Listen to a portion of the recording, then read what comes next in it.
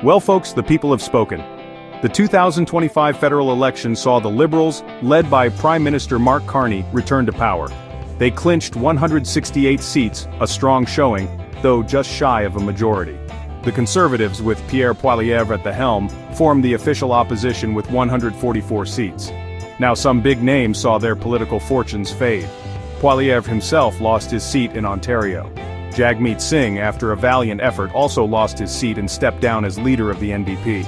This election wasn't just about the numbers, it was about trust, about leadership, about who Canadians trust to steer this ship through some pretty choppy waters. Carney ran a campaign focused on standing up for Canada. He tapped into a real concern among Canadians about what's happening down south. Let's face it, with the way things are going with our neighbors, we need someone who'll stand up for Canadian values. And Canadians seem to believe Carney is that someone. The mood on election night was electric. Liberals from coast to coast to coast were buzzing with excitement. It was a hard-fought campaign, but in the end Canadians chose experience, they chose stability, they chose Mark Carney. But don't think for a second that this is a time for complacency. With a minority government, the Liberals will need to work with other parties to get things done. So buckle up, Canada, it's going to be an interesting ride. Alright, let's talk policy. What does a Carney-led government mean for your average Canadian? Well, for starters, housing. Carney has pledged to double the rate of home building.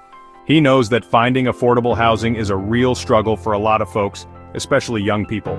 He's also promised tax cuts, specifically reducing the lowest income bracket tax rate from 15% to 14%. And get this, he wants to eliminate sales taxes on homes under $1 million for first-time buyers. That's right, folks, making homeownership a little more attainable. Now, energy is another big one. Carney's talking about building a national east-to-west electricity grid. The idea is to make Canada an energy superpower, but not just any kind of superpower, a clean energy superpower. This is about creating jobs, boosting the economy, and protecting our environment all at the same time. It's ambitious, no doubt, but then again, so is Carney.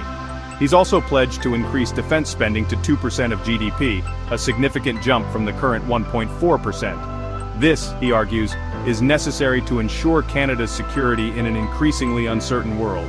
And with all the talk about trade wars and tariffs, Carney's looking to boost domestic trade and manufacturing.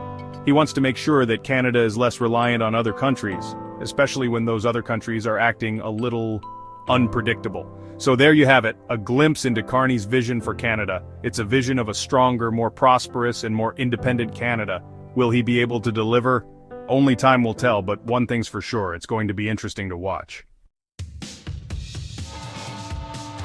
Let's face it, the elephant in the room, or should I say the bald eagle in the room, is the US.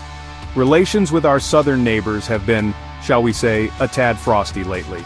Carney's made it clear that any partnership with the US has got to be based on mutual respect. He's not about to let Canada become, as he put it, the 51st state. Now world leaders have been quick to congratulate Carney on his victory. French President Macron, NATO Secretary General Rutte, they've all sent their best wishes.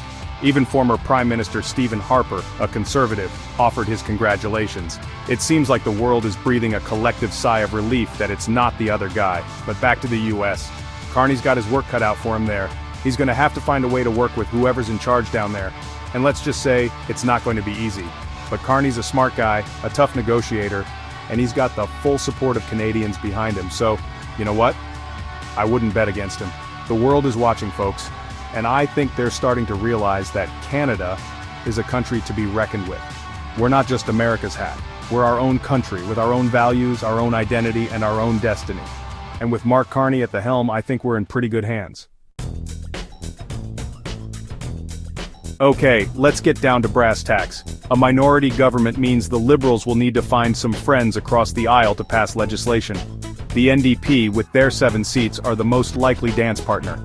They've worked with the Liberals before, and let's just say they've got some shared interests. This could mean some interesting compromises and horse trading in the House of Commons. The first order of business? Well, Parliament will reconvene on May 26th. We'll see the swearing in of the new MPs, the election of the Speaker, and of course, the speech from the throne. That's where the government lays out its priorities for the coming session. It's all very ceremonial, but hey, who doesn't love a bit of pomp and circumstance? Now, the economy seems to be cautiously optimistic about a Carney-led government.